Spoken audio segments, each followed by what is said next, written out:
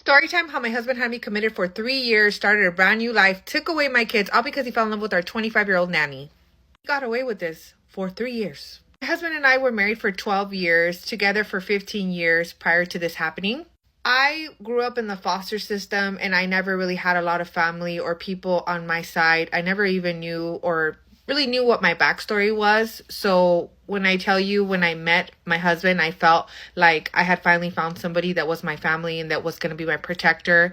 And very quickly I latched onto him because all my life I was from house to house, from group home to group home. I really never knew what it was like for someone to say, here, I'm going to be here for you. I met my husband when I was only 20 years old. And so it was really easy for me to say, well, I found my family. This is who I'm going to be with. And I want to just make my life with this person. It was a no-brainer for me. My husband came from a very rich family. He came from a really, really, really rich neighborhood. And it was just like I was exposed to things that I had never seen in my entire life. So I'm giving you this context for you to understand why I put all my trust into this person and why I thought this was going to be my person for the rest of my life. I never had to work a day in my life. My husband took care of me. I took care of our kids. We had 3 kids together. And we lived a happy life. That was until I decided to be more involved in my kids' PTAs. And I actually started a small business. I started working with local nonprofits. And I just started to get back out there. And I would notice that my husband was happy for me.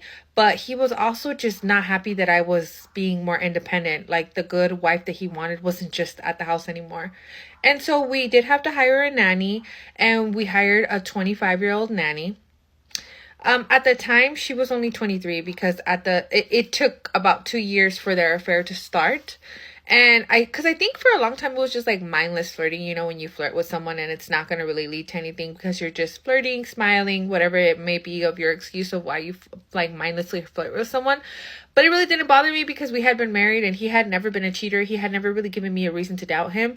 It was until I started to become very, very, very sick. I started to realize that I was becoming like sickly to the point where I thought I might have some type of illness, some type of cancer. I didn't know what was wrong with me. I was in and out of the doctors. And one day, one of the doctors mentioned to me of a possibility of me being poisoned. And I laughed and I said, there's no way. There's no way I could be being poisoned. There's just no way nobody would be poisoning me. I mean, yes, we had a housekeeper and we had a nanny, but I trusted these people. There was really no reason why. There was no indicators, right? There really wasn't. There was no indicators for me to feel like these people could be potentially trying to harm me. So I went through a lot of tests. My husband at some point realizes that I'm kind of catching on to what essentially I believed was his plan to just me, right? So at some point, because I'm becoming sicker and sicker and sicker, he decides that he's going to get like a medical power of attorney over me. And he does all these paperworks and I'm signing and signing and I'm signing because I'm in and out of I'm not coherent, right? Like I'm in and out. I really don't know what's going on. I'm becoming a shell of a person. And one day I realized that he's taking me somewhere and he's telling me that I need to stay here so I could get better. And he has me committed against my will. And nobody questions him. Because remember, I don't have family. I don't have sisters. I don't have brothers. I have nobody that's going to check on me because my life has been wrapped around this person. So there's literally nobody on my corner. And I'm kind of figuring out within myself that he's doing this against my will. And I'm kind of putting 2 and 2 together. And I'm thinking, but I have no proof that he's actually with this woman. So for those 3 years that I was in there, he would come in there and tell me, he would start to kind of unmask himself and say like, I'm going to start a new life with Kendra. Me and Kendra are going to have a life. You're going to stay in here and you're going to be a good little girl. To the point that the babysitter, Kendra, she would come in too and she would talk to me and say that she was going to take really good care of my kids. Because to be honest with you, I don't think she knew what was going on. I don't think she knew what his plan was. So as the years progressed, I started to not take my medication like I was supposed to. And since he was no longer poisoning my food or putting stuff to make me sick, I started to get more healthy.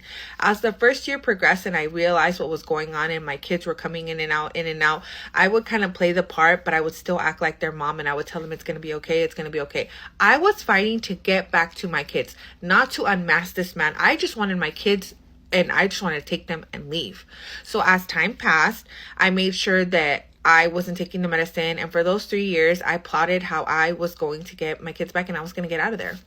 What ended up happening was I got better and I got better, and my husband stopped coming as much. He would still have the nanny bring our kids, and I would see my kids, and she stopped coming. So it was just my kids were visiting. So as time passed and time passed and time passed and time passed, I finally found someone in the facility that was willing to listen to me and realize what was going on. And she was going to be the one that was going to help me orchestrate my big escape. The 3 years had went by, and the angel that had decided to help me told me, I'm going to help you get you out of here. So what she did was she came up with a way to help me and basically chronologically put together what happened prior to me getting committed, basically say what was my symptoms, what was I taking, the medications, and we basically fought it from the inside. So we started talking to the medical directors. We started telling everybody my story, and slowly but surely they realized that there was a potential lawsuit because of what had happened to me, and they didn't want the backlash of it. So they basically said, okay, we're going to let you out. Because even though he was my medical power of attorney, he was only able to make decisions if I was incoherent and wasn't able to make answer questions for myself. Basically, like if I was in sound mind, he was able to make decisions for me. So because when he had me committed, I was not of sound mind, he was able to make those decisions, but now I was. So I had every right to take myself out. And even though it had taken me 3 years, because literally I was so scared that nobody was going to believe me, I knew that it was time to run. At the time that I did all of this, the nanny was pregnant. They were planning their wedding, and it was like they didn't know I was going to come. So basically, the angel that helped me takes me to her home. She nurses me back to health. I'm there for about a week before I go and take my kids from this man's house. Now, let's get into how I get my kids, how he doesn't even really care that I got the kids, and how this all comes to an end. Even though I was so afraid to go and get my kids, because I was like, what if he like has something that's gonna sedate me and then he throws me back in? But I'm like, no, I already pled my case. Like, I'm just gonna go get my kids. So what I ended up doing was I waited until the night came. I went to go see my kids. They were okay. So basically, I essentially packed a bag for each and every one of them, and I took them with me, and I left a note. In the note, I said that I was going to be at this person's, the angel that helps me, house, and that I was going to have the kids with me, and that I didn't want to argue, that I wasn't going to accuse them of nothing, but that I just wanted my kids and I wanted to live in peace. Boy, did I not expect to get the police at my door at 8 o'clock in the morning. I mean, I expected it, but I didn't expect it. And therefore, it just started to be like a custody battle. And it ended up going in front of the judge in family court. And I pled my case. I lawyered up. And basically, he was found guilty of all the things that he did to me, and he is now serving a prison sentence of 12 years for everything that he did to me. Honestly, I feel like he should have got a lot more time, but the judge basically showed him leniency since I didn't actually, and he took such good care of our kids. And to be honest with you, although it was only 12 years, at least everybody knows the truth, that I wasn't crazy and that I wasn't committed because I was crazy or I lost my mind, but it was because my husband wanted to have a life with the 25-year-old nanny. The 25-year-old nanny actually left my husband and started a brand new life as the time passed by in his prison sentence. So he's not going to come out to anything. I was granted full legal and full physical custody of my kids. I did want to mention that I did find my family. I did find out that I was a part of 6 brothers and sisters, and I did meet my biological mom. And although I had to restart my life in a place and start from basically zero, I do want to say that we did get our happy ending. I did remarry, and although I did not have any more children, I do want to say that I was okay. So I was watching a documentary about a lady talking about how she had a stalking experience that almost cost her life. And it ended up making me think about a stalking experience I had of my own and how that particular event literally changed how I moved around the world. Back when I was in college, I went to school in a college town, FAMU alumni, gang, gang, gang. And there was this guy I met on campus. I did not think much of it at the time. We exchanged numbers. He didn't even seem particularly interested in me. I do remember that, but we did exchange numbers because it's college, whatever. And literally did not text or call after that for maybe about a week or so. Probably about 3 days after that encounter, I started seeing this man everywhere, like in passing. Like everywhere I was on campus, he was there. And maybe for about a week. And we would pass each other, hey, stop to chit chat one time. And I started to think it was strange after a while. And I remember going to the store with my friend and also seeing him at the store that we went to. And I remember being like gaslighting myself and telling myself that, oh, everybody comes to this Walmart. Like it's a college town. This is where everybody gets their groceries and everybody's broke. Whatever. I ended up telling myself, I'm the first person to tell myself this isn't happening. And that's usually how these things start. You gaslight yourself. You're not that deep. It's not that serious. Started seeing him, and I remember telling my friend, yo, homeboy is everywhere. Like, he's everywhere.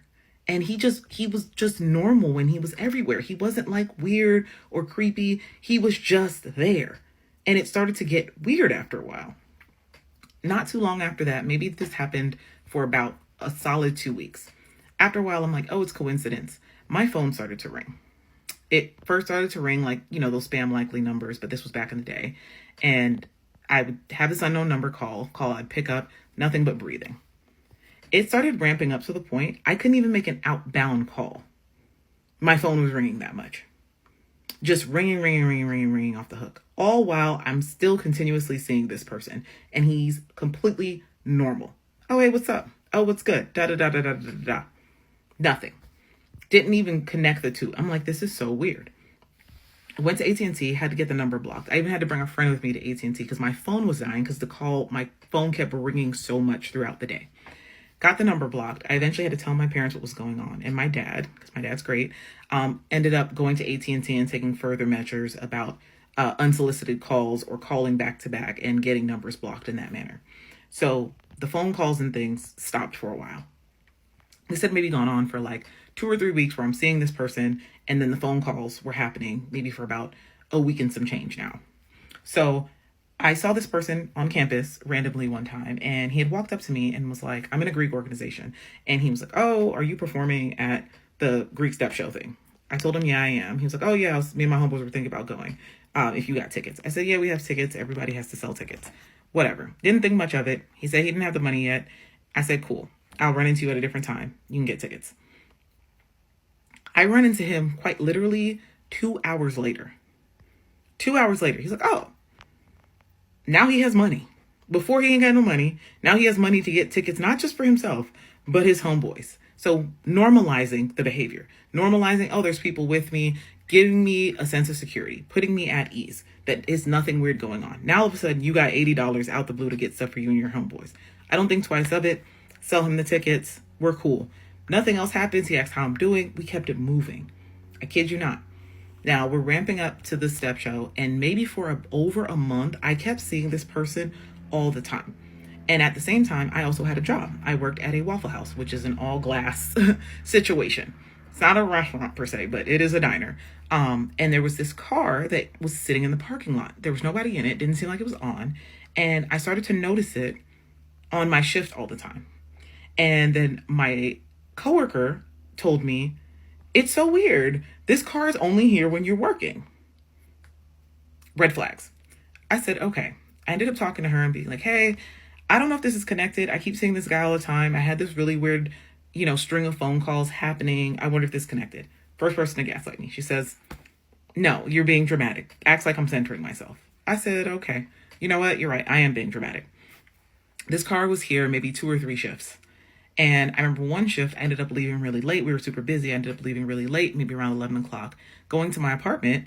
And this car beat me to my apartment complex. It wasn't parked in front of my building, but when I had came in, it was parked not too far away. And I remember it was a very distinct memory because I was like, I've been staring at this car for my past 2 or 3 shifts. This doesn't make sense to me.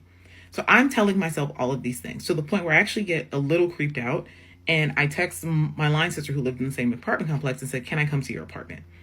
And I did. So I was creeped out to the point where I ended up telling her, I'm like, this is really strange. She was like, yeah, we actually see homeboy like all the time, every time we're with you. I know what you're talking about. Like, I've seen it. I've witnessed it, whatever. So I'm like, okay, am I at the point where like, I have no proof. Like, he seems really nice, but I can't put 2 and 2 and 2 together. Tell her about the car. I don't see the car again. we're leading up to this step show that this person bought tickets for. I see him on campus. He says, "Oh, good luck at the show. I don't know if I'm going to be able to go because my girlfriend has a chorus thing that same night." I said, "Oh, cool. Like, listen, the money I already turned that into the NPHC. Like, the money is gone. So if you're looking for a refund, that's not what it is." I said, "No, it's all good. You're not required to go." Give him all that. He says, "Good luck." All this happens. The step show happens. And when everything is done, I see this individual walk up to me with a bouquet of flowers. "Sir, you told me you have a girlfriend. What are you doing here? And why do you have flowers? We're not even cool like that." Hands me these flowers. And my jaw drops. I said, "I thought you had something to do. You didn't have to do this. There was no expectation put in the world. We don't text." I guarantee you our text message thread was super duper short. And I'm like, "What is this for?" He's like, "Oh, I thought it was more important for me to be here." Why would you think that? What gave you that impression? And now I'm completely convinced. And something in my head said, I need to ask him. I looked at him and I said, "Hey, can I talk to you for a second?" It's a bunch of people around. I said, "Have you been following me?" He looked at me like I had 10 heads. Nah, that's wild. I asked again, "Have you been following me?" He said, "No, I wouldn't do that. I just thought you were a cool person. And I know this whole thing has been super duper stressful for you." I dismissed it. I cannot believe I did, but I dismissed it. This whole situation happens and I'm like, "Okay, cool." And then I was like, "Yeah, I'm tripping." And I ended up telling him, "No, it's just a bunch of weird things that have been happening," or whatever the case may be. And he was like, "Oh, what do you mean?" And I ended up telling him, "Hey, it just feels like I see you all the time. I see you all the time." And it was a little strange to me. And he was like, "Oh, I think our schedules and stuff just overlap. And I also like to eat where you work." I've never told this person where I work. I've never told him what my shifts are. Waffle House is 24 hours. And he's never eaten in there when I've been working. Or I would have remembered. And he says it so casually. And he's like, "Oh, I gotta go. My homeboys are waiting for me." This was the last confirming red flag for me that I'm at a point where I need to do something, even if other people think I'm being dramatic. And I say all of that to say is, sometimes when you know something is off, coincidences don't happen like that. That's not what a coincidence is. And you're not doing yourselves any favors, keeping yourself in danger because people think it's annoying. Don't gaslight yourself. If something seems off, if somebody seems off, even him, he seemed cool as a cucumber. It wasn't even that deep. "Oh, no, I haven't been followed." Like, there was no weird energy. There was no peering around corners, but everything was off. I ended up going to the police station that night. I didn't even go straight home. I went to the police station that night and put a report in and stayed the night with my line sister. I said, I don't have it in me to risk. And just like that, as quickly as it started, I had never seen this person again. Never seen them again. Never seen them on campus. Didn't see them around the way. There's no classes, nothing. Hadn't seen the person again till this day. And it changed the way I moved around and how I thought about how people interact. Stalking is real. And I feel so bad for anybody that's going through that right now. Take action. Stuff can get dangerous, bro. Really, really quickly. Story time on my most embarrassing moment in high school while I'm bored at work and I don't have nothing to do. So this story takes place my freshman year of high school. I want to say like the first 2 weeks in. So I already knew like these middle school boys wasn't finna be able to touch these high school men that I'm finna get ready to come across type shit. So it's my first day of high school and I'm very eager and I'm very excited. Like, I'm really ready to give it to the girls. So I get my schedule or whatever and I'm looking at my classes and I notice that I have a class at the end called athletics. So I'm like, okay, like maybe that's like a fancy word for gym. So I get through all my classes and I finally get to athletics. So I get to the gym and it's a whole bunch of basketball players. So now to my knowledge, it's like basically if you play a sport, that's basically your extra practice for that sport. And I don't know who messed up my schedule to even think that I play basketball because look at me. Do it look like I play basketball? Please stop playing on my top. So really, it's like an extra fee period because since I don't play a sport, I don't got to do nothing but just sit in the bleachers and chill. So this particular basketball team was varsity. And boy, was it fine shit on that team. So I spotted the team captain. And team captain was really him. He was really trim. He came hard. He was fine as hell. So fast forward a couple of days later, in the midst of that, I found the boy Instagram and I followed him. So he followed me back. We chopped it up a little bit. Cool. So one day, they decided that they was going to do a scrimmage. And this particular scrimmage was going to be shirts versus skins. And who was team captain? Skins. So under that shirt, oh my God, look good, body T. So they playing ball, they playing hard. And what I'm about to tell y'all does not make this story more embarrassing than what I'm finna tell y'all, if that makes sense. So in the midst of him playing ball, I decided to take my phone out and record this man with no shirt on, just fantasize and just falling for the nigga. So I'm not thinking nothing of it. Boom, next day, I'm chilling with my homegirl in another classroom. So I'm telling her like, it's fine shit where I'm at. So I get to showing her the videos and shit. We laughing, we playing. This cluck decides to record my camera roll laughing at the shit and put it on her Instagram story. So me not thinking nothing of it, I'm like, we really just got here, so it's no way that he follow her and that he would even see. But boy, was I wrong. Not only did he see it, he went and blocked me after the fact. But no shade, I would have blocked me too. Like, come on now. Like, I ain't doing nothing. I go on Instagram, I'm looking at somebody's story. Next thing you know, I see somebody recording me with my shirt off. I would have blocked me too. So I'm not even knowing that he blocked me. So I'm on the bus going home and I go to Team Captain Instagram page and I no longer can't find it. So I'm like, the hell? So I'm thinking it's on my end. I'm thinking I got bad service. So I'm like, I'm just going to check when I get home. When I get home, I'm blocked. So I'm like, damn, well, sad case. You know, I would have blocked me too. Definitely understandable. So Team Captain really taking it well because he's seen me on numerous occasions after the fact and, you know, he never pressed me about it. So, I mean, cool points for him because, you know, I definitely would have pressed me like, you know, what you want type shit, you know? But hey, chilling. But I guess in my mind, I wanted it to go further because I remember like it was yesterday. It was a Sunday and I'm at home chilling in my bed. And out of nowhere, I get the thought to catfish this man. Man, I was young and dumb. I can't even lie. So I get it going. Fake page, get a random girl pictures. I follow the man, trying to get shit cracking. And let me say this. I did this all by myself, which makes matters worse because had I would have told somebody, they would have definitely said, no, you're doing too much. Chill out. But hey, it's too late now. So I followed the man and he taking so long to follow me back for my liking. So what I did next was insane. So he had his number on his profile. I downloaded text now and I called this man. Boy, you need to follow me back and stop playing. Trying to sound like a bitch.